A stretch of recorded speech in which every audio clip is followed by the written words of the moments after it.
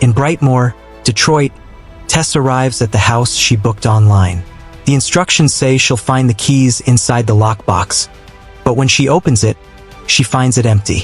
She immediately calls the booking agent for help, only to be sent to voicemail. After leaving a message and ignoring several calls from her ex, she notices that the lights inside the house are on.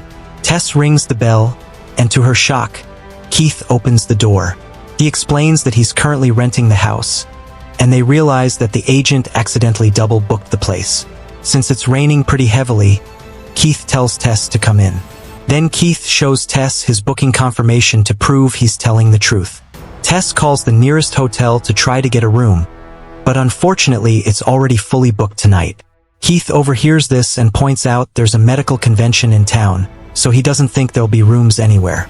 He convinces her to share the house for the night and even lets her have the bed because he can sleep on the couch. In the bedroom, Tess finds Keith's wallet, so she takes a picture of his ID before giving it to him.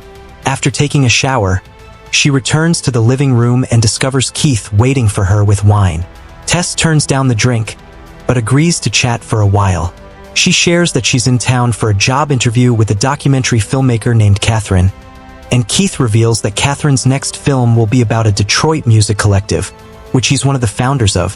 Having something in common helps them get along, and the conversation lasts hours while Tess ends up drinking anyway. In the middle of the night, Tess is awakened by the door discovery. She hears a screech and discovers that the bedroom door is open. Keith is having a nightmare on the couch, so he's the one making weird noises. Tess comes closer and shakes his arm, calling his name. First, nothing happens.